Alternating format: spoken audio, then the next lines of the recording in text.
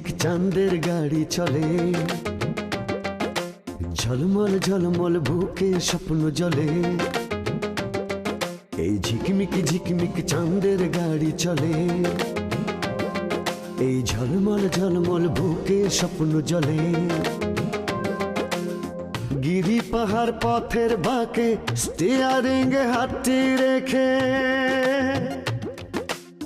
মনের মধ্যে সুখ সুখ সুখ সুখ একটি মেয়ে কথা বলে। এই ঝিকমিক ঝিকমিক চাঁদের গাড়ি চলে, এই ঝলমল ঝলমল বুকে স্বপ্ন জলে।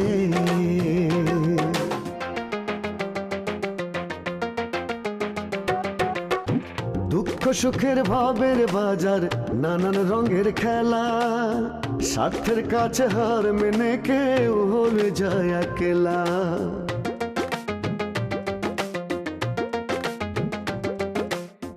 দুঃখ সুখের ভাবের বাজার, নানান রঙের খেলা, স্বার্থের কাছে হার মেনে কেউ হয়ে যায় একলা। এত আশা ভালোবাসা ভাসে চোখের জলে, মনের মধ্যে সুখ সুখ সুখ সুখ একটি মেয়ে কথা বলে। এই ঝিকমিক ঝিকমিক চাঁদের গাড়ি চলে, এই ঝলমল ঝলমল বুকে স্বপ্ন জলে। চুল তো আমার রইতে পাকে নাই, বয়সে পাকছে। আমার অভিজ্ঞতা তো মনে হয় না সে কাউরে খুন করছে। মেয়েটা যে খুনি সেটা তো আমি জানি, কিন্তু তোমারও তো সে কথা কওয়া যাবে না। কাউকে স্যার, আমি তো এই সমস্ত কিছুই জানি না। এই বয়সে তুই আমার একটা খুনি বউ ধরায় দিলি। বাড়ি যাচ্ছিলাম, রাস্তায় কুন্তির সাথে দেখা। সে বলল তোমার ছেলে মহাদেব নাকি তার বিয়ের আশ্বাস দিয়ে। চুপ কর ভানু। এই তো এখন তোমার ছেলে তারে শুধু ভালোবাসা তাকে দিয়ে যাবা, গিভ আর গিভ। দেখবা গিভ করতে করতে এক সময় তোমাকে সে ভালোবাসবে, এবং তোমার ছেলেকেও ভালোবাসবে। মনের মধ্যে কোনো কষ্ট চেপে রাখিস না রে। কষ্ট দিয়েই তো আমার জীবনটা শুরু বাবা। এই তো জগতের নিয়ম রে মা। কিন্তু সে তো আমার সাথে খুব ভালো ব্যবহার করে। তা ঠিক আছে, কিন্তু তুমি তো চাচার কাছ থেকে জোর করে কিছু আদায় করে নিতে পারো না। স্ত্রী হিসাবে তুমি কি তা পারো? বলো। জি না। তাহলে বুঝে বইলো চাচা মানুষটা খারাপ না। তুমি বুঝে বললেই সে বুঝবে, কিন্তু ওই ছেলেটা একটু তেরা আছে বুঝছো। তুমি তারে ওই দাও ঠাও দেখাইয়া লাইনে নিয়ে আসবা, ঠিক করে দেবা বুঝছো। ঠিক আছে, তাহলে আমি গেলাম। জি। আচ্ছা, ভালো থেকো।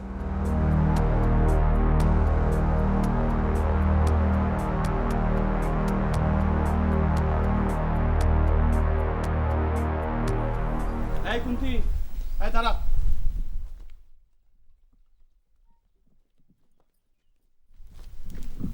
কিছু কব দাদা?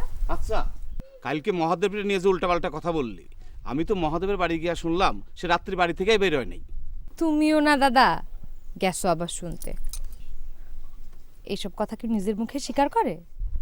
বুঝলাম স্বীকার করে না, কিন্তু তুই তো বলে বেড়াচ্ছিস। বারে, আমি তো খুশিতে বলে বেড়াচ্ছি আমার বিয়ে হবে। এটা খুশির খবর না বলো? কিন্তু তুই যা বললি, মহাদেব তো বললো তার এক বিন্দু সত্যি না। রানী মাসি বলল তার ছেলে তার সামনে থেকে এক পাও নড়েনি। তাইলে মহাদেব তোর হাত ধরে কিভাবে? তুমি না দাদা, শোনো, মহাদেবের মা চায় না আমি তার ছেলের ঘরে যায় উঠি। তোমরা তারে যে ভালো মানুষ মনে করো, তার সম্পর্কে আমি যা জানি তোমরা কেউ তা জানো না। কি জানিস? না বাবা, উপরের দিকে থুতু ফেললে নিজের গায়ে পড়ে। আমি কোনটি খারাপ হতে পারি, কিন্তু এত খারাপ না যে দুদিন পরে যে নিজের শাশুড়ি হবে তার নামে মন্দ বলে বেড়াবো। কাজে কি জানি তা বলা সম্ভব না। সবসময় তারা যা কয় সেটা বিশ্বাস করো না। আর এই দুনিয়ায় কুন্তির তোমরা এই গ্রামের মানুষ ছাড়া তো আর কেউ নাই দাদা। যাই।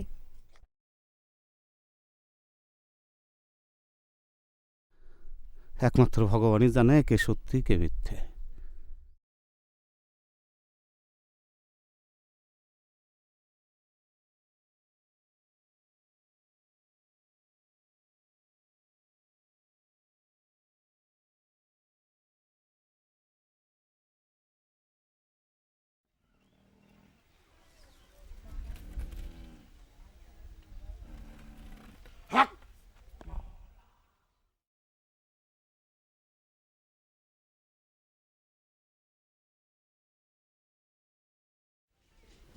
এই ভদ্রলোক তো আমাদের এলাকায় কোনোদিন এর আগে দেখিনি।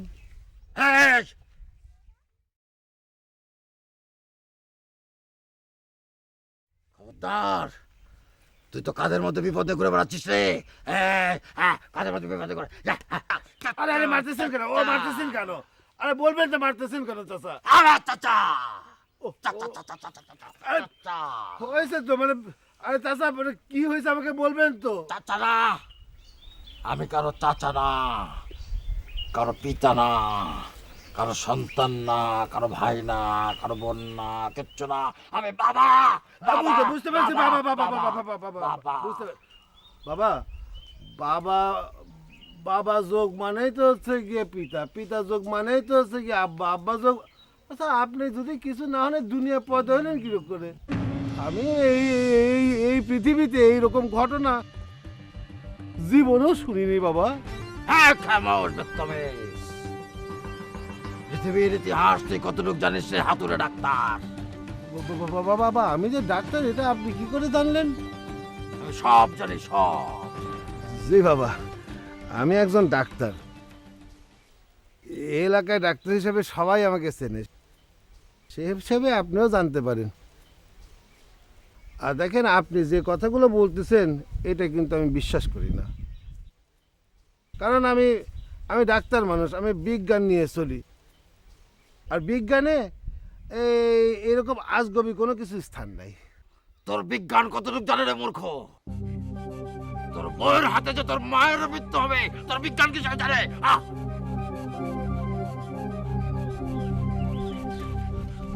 বাবা এটা আপনি কেমন করে জানেন বাবা? বাবা বাবা আপনি আমার উদ্ধার করেন বাবা, বাবা আপনি আমার উদ্ধার করেন বাবা। আমি উদ্ধার করার কেড়ে, আমি তো কেউ না। তোর হাত তো বিরাট একটা বিপদ সংকেত বয়ে নিয়ে বেড়াচ্ছে। বাবা দেখি তোর হাত। এই যে বাবা, তোর হাতেই তো মাতৃবিয়োগ রে। এই যে এই যে এই যে কোথায় বাবা, কোথায় বাবা? কোথায় বাবা, কোথায় লেখা আছে বলেন বাবা? কোন ডাক্তার? কাঁদিস না কাঁদিস না, ও ঈশ্বরের কাছে ক্ষমা চা, আর একটা বিষয়ে প্রতিজ্ঞা কর যে তোর মায়ের জীবদ্দশায় কোনোদিনও তুই বিয়ে করবি না। ইস, আমি দিব্য চোখে দেখতে পাচ্ছি তোর স্ত্রীর হাতে তোর মায়ের মৃত্যু। তোর চোখ বলে দিচ্ছে একটা মেয়ের সাথে তোর সম্পর্ক আছে রে। হ্যাঁ বাবা, ওর সাথে আমার খুব ভালো সম্পর্ক বাবা, ওর সাথে আমি প্রেম করি। প্রেম তো মহৎ, তুই তো প্রেম করতেই পারিস। প্রেম করেছে ইউসুফ নবী, তার প্রেমে লেখা বিবি গো। ও প্রেম গড়তে একদিন ভাঙতে 2 দিন, অমন প্রেম আর কইর না সজনী, প্রেমে মোরা জলে ডোবে না। তুই তো বলবি না, তোর মা মারা যাবে, সেই এতটুক কালে তোর পিতৃবিয়োগ হয়েছে, তারপর তোর মা তোকে বুকে পিঠে করে কত কষ্ট করে মানুষ করেছে, সেই মাকে তুই মেরে ফেলবি রে মা? ওরে বাবা রে বাবা, বাবা বাবা ছোটবেলায় যে আমার বাবা মারা গেছে এটা আপনি কি করে জানলেন? হ্যাঁ, এখনো কি তুই সেই বিজ্ঞান নিয়ে কথা বলছিস রে মূর্খ? না না বাবা, বাবা বাবা বিজ্ঞান টিজ্ঞান কখন অজ্ঞান হয়ে গেছে? আপনার সামনে তো কোনো কিছুই চান্স পাবে না বাবা। বাবা বাবা আপনি সব জানেন, আপনি আমাকে রক্ষা করেন বাবা, বাবা বাবা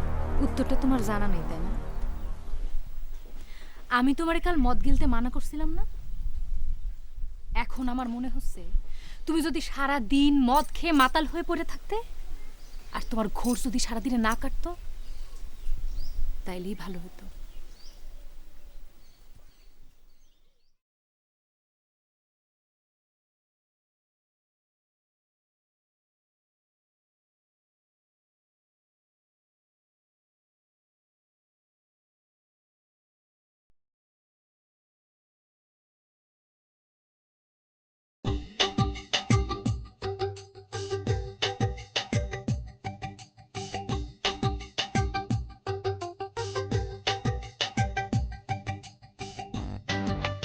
এই যে কি বিষয় শুনলাম আপনার সাথে আপনার নতুন মায়ের বিবাদ কি শেষ? আমার সঙ্গে কারো বিবাদ নেই।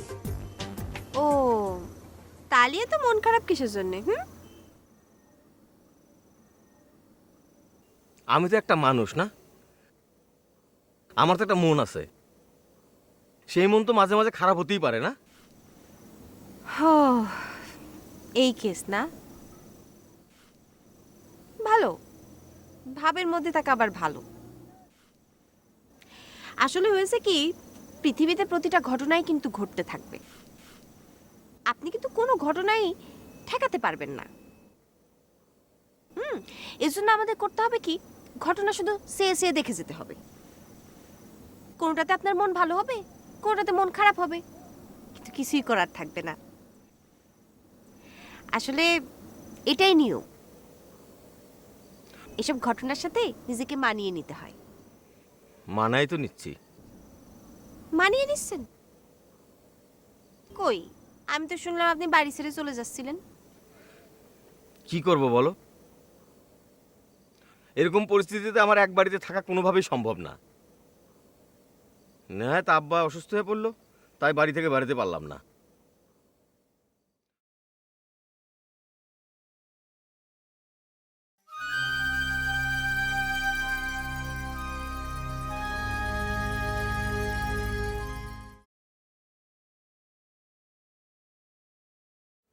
এই পরিস্থিতিতে যদি কেউ খোঁচা মেরে কথা বলে, তাহলে কি আর সহ্য হয়? কি খোঁচা দিচ্ছে শুনি? আমি কি এখন আপনার সাথে খোঁচা মেরে কথা বললাম?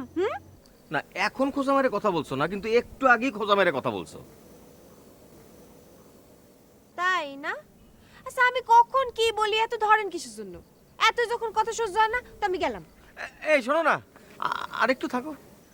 কেন থাকা লাগবে কিসের জন্য? আমার কথাই তো আপনার সহ্য হয় না। আমি কি তাই বলেছি নাকি?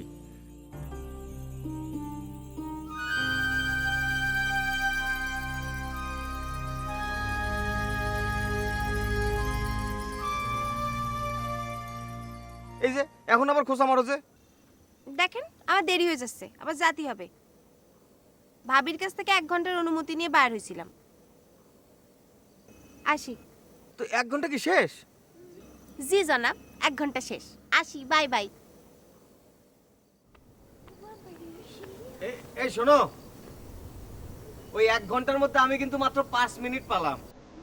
কালকে ভাবিতে ছুটি নেওয়ার সময় এটা মাথা রাখবা, আরো 55 মিনিট আমার দিতে হবে। হ্যাঁ। আচ্ছা।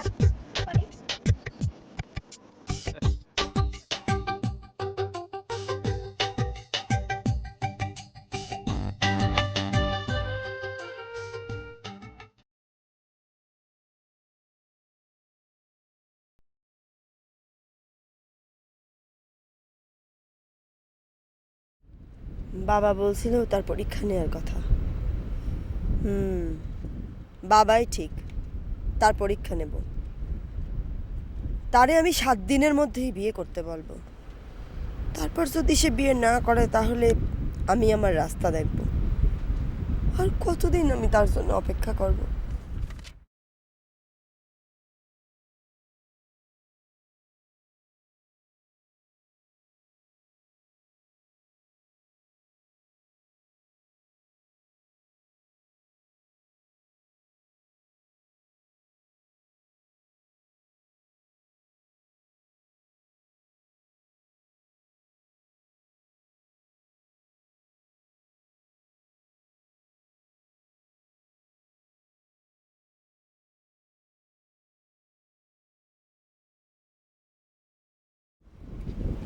তুমি এখানে শোনো, আজকে একটা সাংঘাতিক ডাক্তারি করে আসলাম। কিসের ডাক্তারি? আর এই যে ফজলু চাচা আছে না আমাদের, উনি তো বিয়ে করেছে শুনেছো তো, তার ছেলের সাথে এমন ঝগড়া বাঁধিছে, ওরে বাপ রে বাপ, ওর বাপের তো যায় যায় অবস্থা। আমি যদি 10 মিনিট পরে যেতাম তাইলে আর ফজলু চাচারা কিন্তু পাতাম না।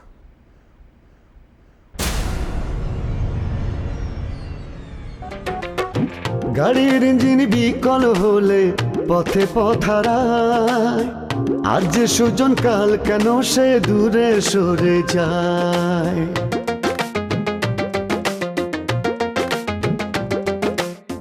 গাড়ির ইঞ্জিন বিকল হলে পথে পথারায়, আজ যে সুজন কাল কেন সে দূরে সরে যায়। হায় রে জীবন ভাঙ্গা গড়ার কোন নিয়মে চলে